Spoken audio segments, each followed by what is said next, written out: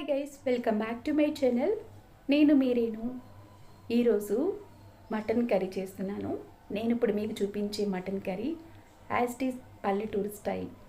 నిజంగా చాలా చాలా బాగుంటుందండి. అచ్చంగా పల్లెటూరులో ఎలా చేస్తారు, నార్మల్ మసాలాలు వేసి చాలా ఈజీగా చాలా చాలా టేస్టీగా చేస్తారు. అది మీకు షేర్ చేస్తాను.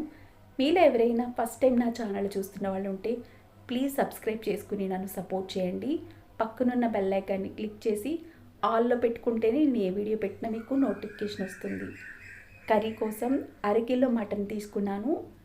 ఇది చక్కగా లేతగా ఉన్న మటన్ అయితే మనకి రుచి చాలా బాగుంటుందండి. తక్కువ టైంలో కూడా మనం కర్రీ ప్రిపేర్ చేసేయచ్చు అనమాట. కొంచెం ముదురుదైతే ఉడకడానికి టైం పడుతుంది కదా, లేతదైతే చాలా క్విక్గా మనం కర్రీ వండేయచ్చు. ఈ బోన్స్ మన మ్యాక్సీకండి, మాకు మటన్ తెచ్చినప్పుడల్లా వాడికి బోన్స్ తీసుకొస్తూ ఉంటారు. అది సూప్ లాగా ప్రిపేర్ చేసి వాడికి ఇస్తాను. అది కూడా షార్ట్ వీడియోలో మీకు షేర్ చేస్తాను. కర్రీ కోసం కడాయి పెట్టుకుని 100 గ్రామ్స్ వరకు ఆయిల్ వేసుకోండి. 2 మీడియం సైజు ఉల్లిపాయలని సన్నగా తరిగేసి ఒక 3 పచ్చిమిర్చి వేసుకుని చక్కగా ఎర్రగా ఫ్రై చేసుకోవాలి. కర్రీకి ఎర్రగా ఫ్రై చేసుకుంటే రుచి చాలా బాగుంటుందండి. నెక్స్ట్ వచ్చేసి మసాలా ప్రిపేర్ చేసుకోవాలి. ఒక మిక్సీ జార్లో 3 ఇంచుల అల్లం, 10 వెల్లుల్లి రెబ్బలు వేసుకోవాలి. 2 ఇంచుల దాల్చిని వేసుకోవాలి. 1 స్పూన్ ధనియాలు, 1 స్పూన్ జీలకర్ర, 1/2 స్పూన్ షాజీరా, 1/2 స్పూన్ సోంపు, 1 స్పూన్ గసగసాలు, 5 లవంగాలు, 1 ఇలాచి. గసగసాలు మాత్రం కంపల్సరీ వేసుకోవాలి. మటన్ కర్రీకి రుచి చాలా చాలా బాగుంటుంది. ఒకవేళ గసగసాలు లేనట్లయితే 1/2 స్పూన్ నువ్వులైనా వేసుకోండి. 1 కప్పు వాటర్ వేసుకుని మెత్తటి పేస్ట్ లాగా చేసి పక్కన పెట్టుకోండి. ఎక్కడ బరక అనేది ఉండకూడదు. చాలా మెత్తటి పేస్ట్ లాగా చేసి పక్కన ఉంచుకోండి. మటన్ కూడా నీట్గా వాష్ చేసి పక్కన పెట్టేశాను. ఇప్పుడు మనకి ఉల్లిపాయలు చూడండి ఎంత మంచి కలర్లోకి ఫ్రై అయిపోయాయి కదా. ఇలా ఫ్రై చేసుకుంటే మటన్ కర్రీ చాలా చాలా బాగుంటుంది. మటన్ నీట్గా వాష్ చేసేసాను కదా. ఇప్పుడు ఈ ఉల్లిపాయలు ఫ్రై అయిపోయిన దాంట్లో మటన్ వేసేసుకోవాలి. కొంచెం పసుపు వేసుకోవాలి. మనం ఎంత ఉప్పు తింటామనే దాన్ని బట్టి రుచికి సరిపడా ఉప్పు కూడా వేసుకోవాలి.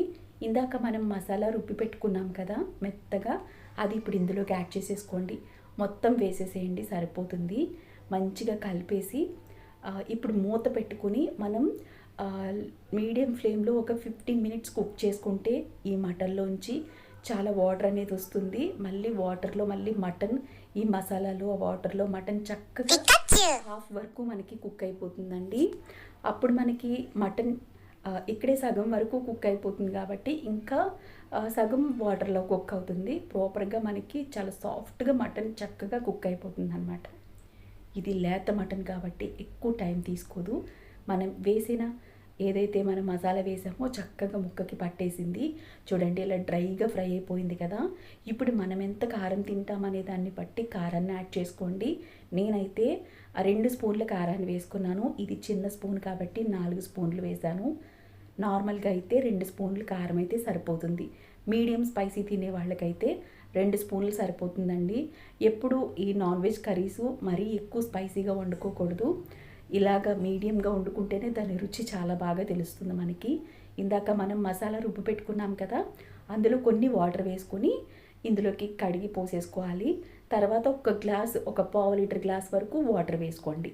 మొత్తం అంతా కలిపేసి కొంచెం కొత్తిమీర వేసుకొని మూత పెట్టుకొని ఇప్పుడు కూడా మీడియం ఫ్లేమ్లోనే మటన్ కర్రీ ఎప్పుడు హై ఫ్లేమ్లో కుక్ చేయకూడదు, మీడియం ఫ్లేమ్లోనే కుక్ చేసుకోవాలండి. మ్యాక్సిమం ఒక 70% వరకు మీడియం ఫ్లేమ్లో కుక్ చేసుకున్న తర్వాత సిమ్లో కుక్ చేసుకోవాలి. ఎప్పుడు హై ఫ్లేమ్లో కుక్ చేయకూడదు. చూడండి ఒక 15 మినిట్స్ తర్వాత మనం మీడియం ఫ్లేమ్లో కుక్ చేసిన తర్వాత ఇలా ఉంది. చూడండి ఎంత దగ్గరగా కొంచెం ఎగిరిపోయింది, ఇంకా కొంచెం వాటర్ ఉంది. నేనైతే ఇంకా దగ్గరగా ఎగిరిపెట్టేస్తాను అనమాట. మీకు కొంచెం లిక్విడ్గా కొంచెం మనకి రోటీకి లేదంటే ఇలా కావాలనుకున్న వాళ్ళు ఈ స్టేజ్లో దింపేసుకోవచ్చు. నేను ఇంకొంచెం టిక్కుగా పెట్టేస్తాను కాబట్టి ఇంకొక 5 మినిట్స్ కుక్ చేస్తాను. చూడండి మళ్ళీ కొంచెం కొత్తిమీర, కాస్త ఫ్రెష్గా ఉన్న కరివేపాకు వేయండి, రుచి చాలా బాగుంటుంది. ఇది నా దగ్గర బ్లాక్ మసాలా ఉంది కాబట్టి వేస్తున్నాను. మీరు ఏదైనా మిరియాల పొడి కానీ, జీరా పొడి, ధనియాల పొడి ఉంటే వేసుకోండి, లేకపోయినా కూడా పర్లేదు. ఒకవేళ ఈ బ్లాక్ మసాలా పొడి మీరు ఎలా చేయాలి ఏంటి మేము చేసుకుంటామంటే ఆ వీడియో నేను డిస్క్రిప్షన్లో ఇస్తాను, ఒకసారి చూడండి. మొత్తం అన్నీ వేసేసాం కదా, మొత్తం కలిపేసి చక్కగా మూత పెట్టేసుకోవాలి. ఇప్పుడు మళ్ళీ మూత పెట్టుకుని జస్ట్ ఒక 5 నిమిషాలు సిమ్ చేసేయండి, మొత్తం సిమ్ చేసేసి ఒక్క 5 నిమిషాలు కుక్ చేసుకుంటే మనకి చక్కగా తిక్కుగా దగ్గరగా ఉడికిపోయి మటన్ కర్రీ ఎంత బాగుంటుందో. అసలు చాలా టేస్ట్ బాగుంటుందండి. మనం ఏదైనా గ్రేవీ కర్రీ వండుతాం మటన్ కర్రీలోనే, అది ఎలా అంటే వైట్ రైస్ కంటే ఏదైనా ఫ్లేవర్ రైస్ ఉంటాయి కదా, వాటికి కానీ రోటీకి, పరాటాకి, పూరీకి చాలా బాగుంటాయి. ఇప్పుడు నేను చూపించింది అయితే అచ్చంగా వైట్ రైస్కి చాలా కమ్మగా ఉంటుందండి. మన పెద్దవాళ్ళని గుర్తు చేస్తుంది కర్రీ. నిజంగా మీరు ట్రై చేయండి. మన అమ్మమ్మలు వాళ్ళు చేస్తారు కదా, సేమ్ టేస్ట్ ఉంటుంది. నార్మల్ మసాలాలతో మనం చక్కటి కమ్మటి మటన్ కర్రీ వండేసాం కదా. ఈ వీడియో మీ అందరికీ హెల్ప్ అవుతుంది అనుకుంటున్నాను. నా ఛానల్ నచ్చితే ప్లీజ్ సబ్స్క్రైబ్ చేసుకుని నన్ను సపోర్ట్ చేయండి. పక్కనున్న బెల్ ఐకాన్ని ఆల్లో పెట్టుకుంటేనే నేను ఏ వీడియో పెట్టినా మీకు నోటిఫికేషన్ వస్తుంది.